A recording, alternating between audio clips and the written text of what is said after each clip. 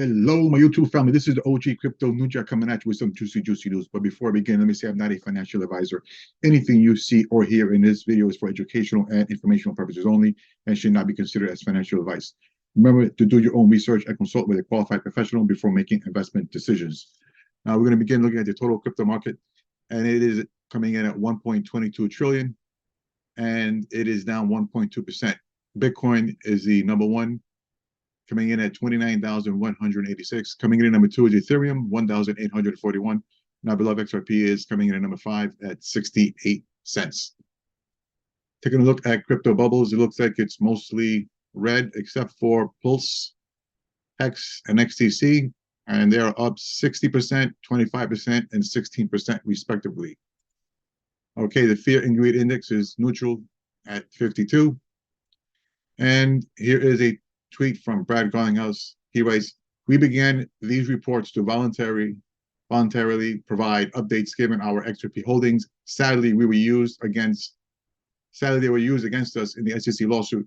However, we remain steadfast in our commitment to transparency, but I suspect they're going to look a bit different moving forward." And I don't blame them for that. No good deed goes unpunished, as they say.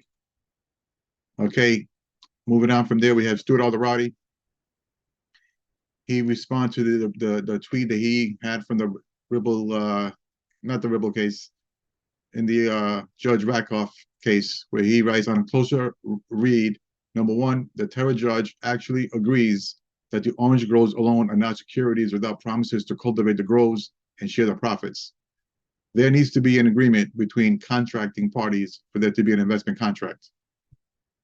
Tokens alone that are not intermingled with other rights and promises are not themselves securities. The comment about the Ripple ruling is unnecessary, confusing, and non-binding. Exactly. Okay, here we have a tweet from METALAWMAN. He writes, yesterday, Judge Rakoff disagreed with Judge Torres' Ripple decision. This is not a surprise. 7 months ago, I identified Rakoff by name as a judge most eager to disagree with a fellow judge from the same court. And this is the video, if I can get it to play. And I've been in many courts where I am citing a judge in the next courtroom in New York, in Manhattan. And you can tell, I don't know if this name means anything to you, but there's kind of a, now I'm not actively practicing law. I can say stuff like this. There's kind of a renegade judge named Jed Rakoff, and he kind of liked to disagree with the judges down the hall on an identical issue. Okay, I don't know if he liked to do it, but he did it pretty frequently. Yeah, he did it pretty frequently, and he called that 7 months ago, as he stated. So it was no shocker to him that that judge would disagree in any way. Okay, moving on. Shout out to Digital Perspectives. Breakdown of the XRP ruling and what it means for the entire crypto space. Credit Mike Jansen. Let me play the video. After a decision was released in the XRP lawsuit. I'm a regulatory attorney by trade, and so I have an analysis for the crypto asset investors. Remember, this is all about how crypto assets move. Prior to this decision, regulators have been saying that all crypto assets are securities and need to move like securities. The problem with that is that crypto assets won't work if they need to move like securities. Security laws say that securities can only move between government licensed intermediaries, but crypto assets are usually part of consumer facing software applications, and so they need to move freely between consumers and the software applications. For example, you need to expend ETH to use the Ethereum software, and you wouldn't be able to do that if your ETH was held by a broker on Wall Street who hasn't updated their website since 2002. So that last week, Judge Torrens rejected the regulator's argument, ruling that specifically XRP is not a security, is a big deal, because now that risk that has been facing builders for the past 5 years of regulator punishment just got reduced. This is huge for DeFi and the investors of DeFi, which is basically that collection of software applications that use crypto assets to function. Interestingly, the SEC should be hesitant to appeal too, because that might fast track the case to the Supreme Court, and that court would probably be ruling on SEC overreach generally, which could be a huge blow to the regulator. And just so you guys know, the reason the judge said that XRP isn't a security is because XRP doesn't embody promises. Securities should embody promises between the issuers and the holders, and as you guys probably know, if you're holding XRP, that actually gives you no rights against Ripple the company. At best, XRP lets you function within the Ripple network, but it doesn't give you any rights over the Ripple team. And so I agree with this ruling. I hope you found this interesting. Thanks for watching. And I agree 100% with that. Okay, moving on. Here we have Fred Rispoli. This is in regards to a separate lawsuit. This is his own lawsuit against the SEC, trying to get the SEC to determine whether ETH is a security. And he writes, breaking. The court in our ETH case granted SEC Gov's motion to dismiss, but at the same time confirmed there is no protection for ETH as a non-security. At this point in time in the US only, BTC and XRP are large cap tokens that have legal clarity. So there you go, folks. The ETH maxis are gonna go nuts when they hear this. Okay, this is the Kabasi letter. Breaking: Fitch downgrades the United States long-term credit rating from AAA to AA. Plus, Fitch says that repeated debt limit political standoffs and last-minute resolutions are to blame. They note that the debt ceiling standards have eroded confidence in fiscal management. Fitch just called the United States fiscally irresponsible. And that's not a good look. Moving over here, this is Jack Straw. On Sunday, the 30th of July, Russian President Putin announced on Russian TV that the new world order has collapsed. Putin claimed in the national TV broadcast that the new global world order has failed due to the awakening of the people around the world who have come to realize the insidious truth about the elite's plan. So there you go. Okay, this is the Faster Payments Council, and they put out the Faster Payment Council and Ripple have launched the second annual blockchain and crypto and payments survey to gauge industry perspectives on the use of blockchain and cryptocurrencies and payments. Please provide your input. It's nice to see. Okay, moving on. Shout out to DJ Peter Voss. He writes, SBI unveils ambitious plans for Ripple's ODL and XRP adoption in Japan. Says the Japanese financial giant SBI Group reveals its strategic plans for utilizing Ripple's on-demand liquidity, ODL, and XRP to facilitate domestic and international remittances. Okay, here we have Anthony Welfare. He writes, this is why we have 5 live projects and numerous more in discussion, irrespective of the SEC case. Working with central banks outside USA focuses on, number 1, the technology we bring to their challenges. Number 2, how we can use our CBDC platform to support their use cases. And number 3, how Ripple and the experience of the XRP ledger makes us the best choice for stablecoin and CBDC projects. 100% agree with that.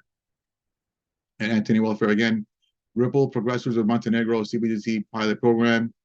As states there on the bottom, Ripple CBDC advisor is delighted with the Montenegro CBDC pilot as Ripple hosts workshops and engages in meetings for the stablecoin project. Okay, moving on, we have Binance.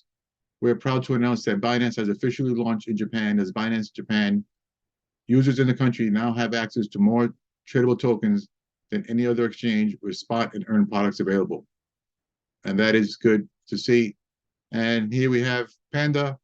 On that same note, he writes, woohoo, XRP will be one of the 34 tokens to be listed on Binance Japan and is expected to launch in August 2023. Nice. Okay, here we have John Deaton. Speaking of Uber accepting crypto someday, the Uber for jets is TabJets. TabJets accepts crypto as a form of payment. Guess what the #1 choice for crypto payments selected by TabJets customer is? That's right, it is by far XRP. And I do believe that Uber, once they consider all their options, they will most likely make the same choice. Shout out to Ashley Prosper. She writes, when it comes to crypto lawsuits, if you don't have XRP Army style supporting backing you up, you won't win against the SEC. Ripple and XRP are unique in that regard. Plus, you need a John Dean coming in from the side with a few rip shots every now and then. And I agree with that 100%. And here we have, shout out to Mr. Mann, FIS offers on and off ramps into crypto. One of those on and off ramps are Apple Pay. Crypto assets have arrived on the Apple platform in the US, and you think there's no clarity. LOL, the framework is being built. They're just getting people into position. 100% agree with that. Jack the Rippler, XRP can hit $100 in a couple of days. It doesn't require months to reach $100 and more. It's the crypto market and not the stock market. And you know what? There's one way of looking at it. And you know what? I can't say I disagree with that. Okay, moving on. Anthony Welfare again, he writes, the top 200 Ripple is named in the NBC World's top 200 fintech companies. Nice job, Team Ripple. They're always getting awards and accolades. Okay, here we have the Mac attack. He writes, the Bank of England BOA adopts Ripple's interledger protocol for payment settlement. Ripple's interledger protocol aims to enable synchronized settlement of payments, offering faster and more efficient cross-border transactions. Okay, shout out to Weezy. He writes, Ripple partner unveils new remittances solutions in the US and Canada. Flutterwave launches Send app, empowering Africans in the US, Canada to make swift remittances to their families in Africa. And that is very nice to see as well. Okay, moving on, we have XRP Crow status. He writes 57,000 times faster, cheaper, and more scalable than Bitcoin. Also, XRP can bridge the gap between fiat and crypto seamlessly. Embrace the future of finance with XRP. And I believe the whole entire world, globally, that's exactly what they're doing. Okay, shout out to Weezy again. He writes, judging from her tone, she legitimately sounds worried for her job, almost as if she's desperately trying to tell the world what she knows, but she can't. And this is, he's referring to Shannon Thorpe, who is the Wells Fargo employee who made the price prediction of $100 to $500 of XRP within the next 4 to 7 months. And let me just play the video. I was in the banking world. I've been in banking since 2006. At the time when I found out about XRP, I was actually working in cash operations. And that's kind of how I've always looked at it, was that cash is one day going to go bye-bye. Like, it's not going to be a thing anymore. I have to be, is this recorded? This is like going to be recorded, right? We can start up another non-recorded if you want. Well, I just kind of have to be careful with what I put out in the universe. But I'll just say that there are countries who are already moving away from cash. Right. I mean, we've seen that. It doesn't look like public. It's pretty much public knowledge as well. Yeah. And the pandemic sped that up a lot. Oh, for sure it did. And I honestly believe that they were partly testing that. Whether anyone agrees with me or not, like, it's just what I believe. But yeah, so for instance, over in other countries, like any new customer, they're not going to be offered any product or service that requires check or cash. Wow. And that's for every new customer. Yeah. So, I mean, it's happening, but when you try to come out into the space and talk about it, people are like, well, where's your proof? Where's your proof? And I'm like, I'm an employee. Like, I can't give you the proof. Like, I don't know what more I can do to kind of help wake people up that there is going to be a major global financial shift. The great thing about this space is that everyone is spot on. Like, when I entered the space, it was to only confirm what I hear, what I see. So everything that's going on right now, it is happening. It is real. I don't really know how to express it or explain it more than that. Without, putting my career on the line. But I'm not under an NDA, but I am under, or I can't speak to things specifically with Wells Fargo, and so I won't. But I can say that this is going to be global. We already know that. And I don't know what else I'm allowed to say from here. I still have to, talk back with corporate. I haven't even talked to them yet. Shannon, fully, but I really don't even think. Ripple, I feel, would be, they will be the one entity, I guess I could say, that is going to take over global payments. I just see it. That's my personal opinion. I don't work for Ripple. I'm not endorsed by Ripple. They're going to make a dent in the universe. They said it too.